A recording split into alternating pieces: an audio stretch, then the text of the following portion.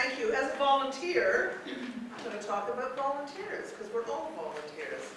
There is a warning that's as old as the hills. It says, never volunteer. And yet here we are. I grew up with a mother who ran Pony Club, Montreal Horsemanship Club, Canadian Horse Shows Association, World Humane, RSPC, Canadian SPCA, WISPA, and I used to say, why don't you spend more time on us, meaning 4 kids, 30 horses, 10 cats, and 4 dogs? But you know, guess what? An acorn does not fall far from the tree, so I'm just as bad as she is, or was. Fortunately for the BHS, none of you listened to what we were told never to volunteer.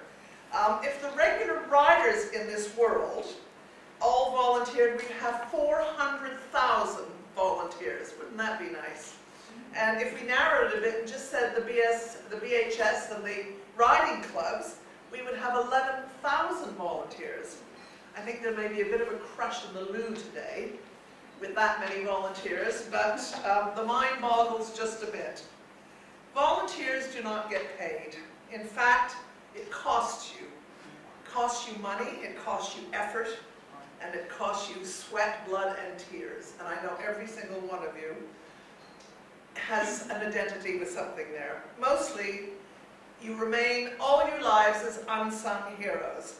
How many times does someone comment about the notes that you've taken for a meeting, about the newsletter that has taken your whole committee weeks and weeks to put together?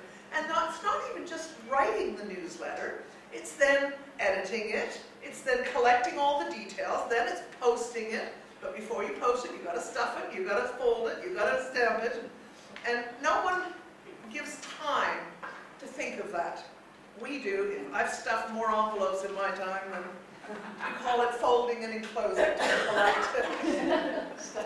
And what about when someone rides on a path out in the country, a beautiful thing, how much time do they give to thinking about what something like the BHS has done?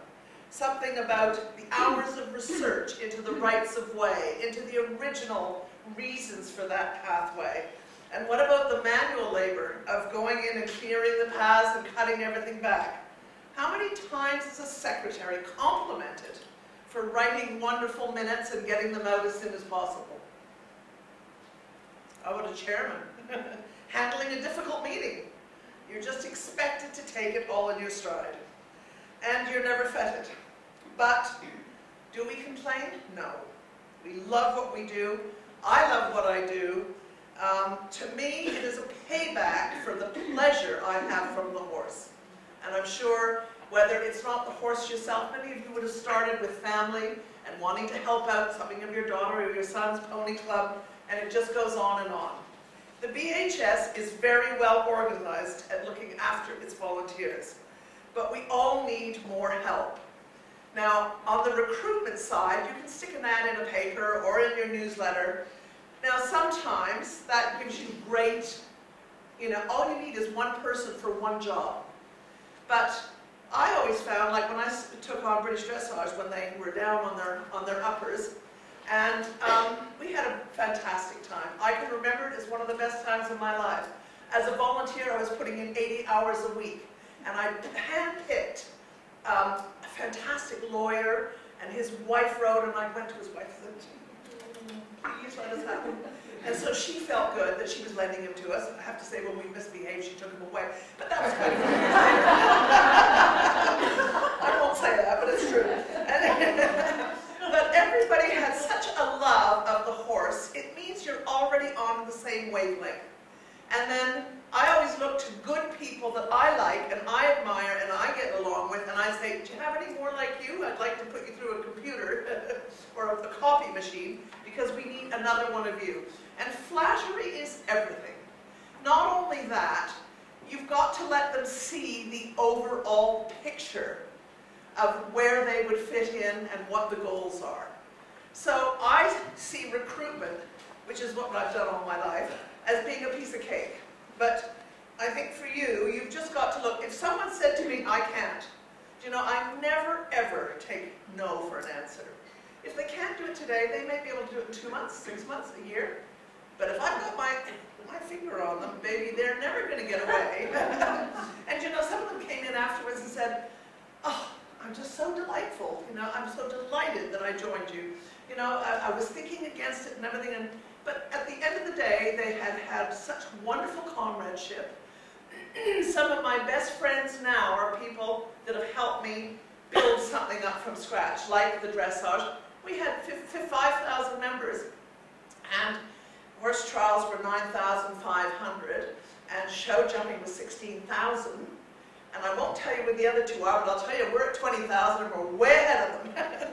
And it's getting the structure, and we had people that we could never in a million years have afforded. And they all came along because of the love of the horse and knowing that they deserve to give something back for the pleasure they had had.